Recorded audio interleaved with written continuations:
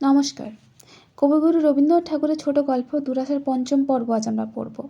চতুর্থ পর্বে আমরা দেখেছি যে নবাব কন্যা তার গল্পে কেশরলাল সম্পর্কে যা বলেছিলেন তা শুনে আমাদের গল্পের কথক হঠাৎ করে বলে উঠেছিলেন জানোয়ার।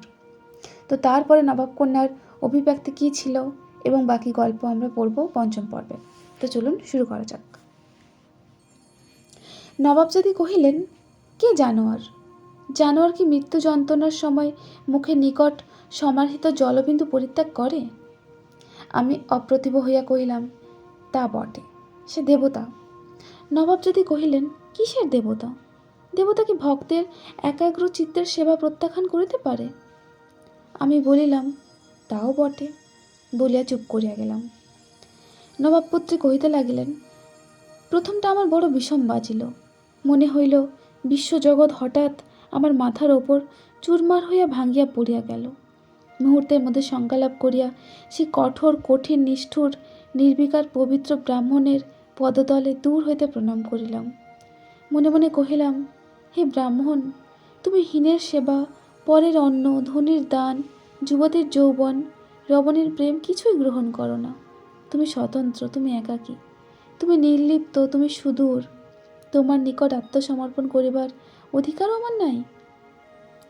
নবাব দুহিতাকে ভুলুণ্ঠিত মস্তকে প্রণাম করিতে দেখিয়া কেশরলাল কি মনে করিল বলিতে পারি না, কিন্তু তাহার মুখে বিস্ময় অথবা কোনো ভাবান্তর প্রকাশ পাইল না। শান্তভাবে একবার আমার মুখের দিকে চাহিল, তারপর ধীরে ধীরে উঠিল।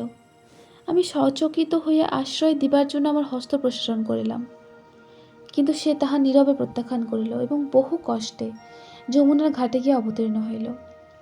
সেখানে একটি খেয়া নৌকা বাঁধা ছিল। পার হইবার লোকও ছিল না, পার করিবার লোকও ছিল না। সেই নৌকার ওপর উঠিয়া কেশরলাল বাঁধন খুলিয়া দিল।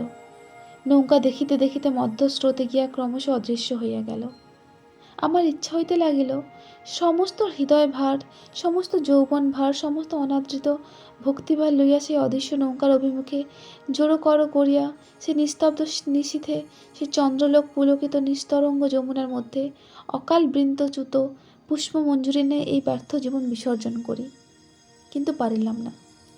আকাশের চন্দ্র, যমুনা পাড়ের ঘন কৃষ্ণ বনরেখা, কালিন্দীর নিবিড় নীল নিষ্কম্প জলরাশি, দূরে আম্রবনের ঊর্ধ্বে আমাদের জ্যোৎস্না চিক্কণ কেল্লার চূড়াগ্রভাগ, সকলের নিঃশব্দ গম্ভীর ঐকতানের মৃত্যুর গান গাহিল।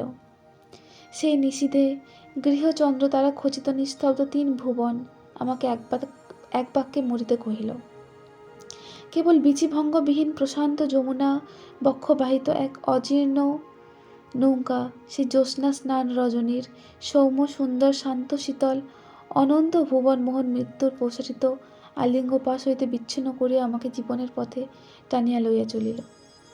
আমি মোহ স্বপ্নাভিত ন্যায় যমুনার তীরে তীরে কোথাও বা কাশবন, কোথাও বা মরুবালিকা, কোথাও বা বন্ধুর বিদীর্ণ তট, কোথাও বা ঘন গুল্ম দুর্গম বনখণ্ডের ভিতর দিয়া চলিতে লাগিল। এখানে বক্তা চুপ করিল, আমিও কোনো কথা কহিলাম না। অনেকক্ষণ পরে নবাব দুহিতা কহিল, ইহার পরে ঘটনাবলী বড় জটিল। সে কেমন করিয়া বিশ্লেষণ করিয়া পরিষ্কার করিয়া বলিব জানি না। একটা গহন অরণ্যের মাঝখান দিয়া যাত্রা করিয়াছিলাম। ঠিক কোন পণ দিয়া কোথায় চলিয়াছিলাম সে কি আর খুঁজিয়া বাহির করিতে পারি? কোথায় আরম্ভ করিব, কোথায় শেষ করিব, কোনটা ত্যাগ করিব, কোনটা রাখিব, সমস্ত কাহিনীকে কি উপায় এমন স্পষ্ট প্রত্যক্ষ করিয়া তুলিব যাহাতে কিছুই অসাধ্য অসম্ভব অপ্রকৃত বোধ না হয়। কিন্তু জীবনের এই কটা দিনে বুঝেছি যে অসাধ্য অসম্ভব কিছুই নাই। নবাব অন্তপুরের বালিকার পক্ষে বাহিরের সংসারের একান্ত দুর্গম বলিয়া মনে হইতে পারে, কিন্তু তাহা কাল্পনিক। একবার বাহির হইয়া পড়িলে একটা চলিবার পথ থাকেই। সে পথ নবাবী পথ নয়, কিন্তু পথ। সেই পথে মানুষ চিরকাল চলিয়া আসিয়াছে।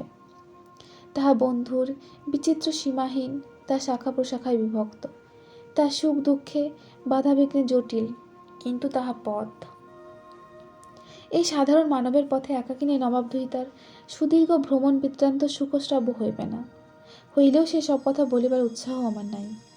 এক কথায় দুঃখ, কষ্ট, বিপদ, অবমাননা অনেক ভোগ করিতে হইয়াছে, তবু জীবন অসহ্য হয় নাই।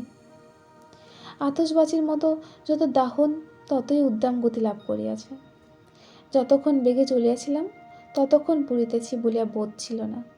আজ হঠাৎ সেই পরম দুঃখের, সেই চরম সুখের আলোকশিখাটি নিভিয়া গিয়া এক পথপ্রান্তের ধূলির ওপর জড় পদার্থের ন্যায় পড়িয়া গিয়াছে।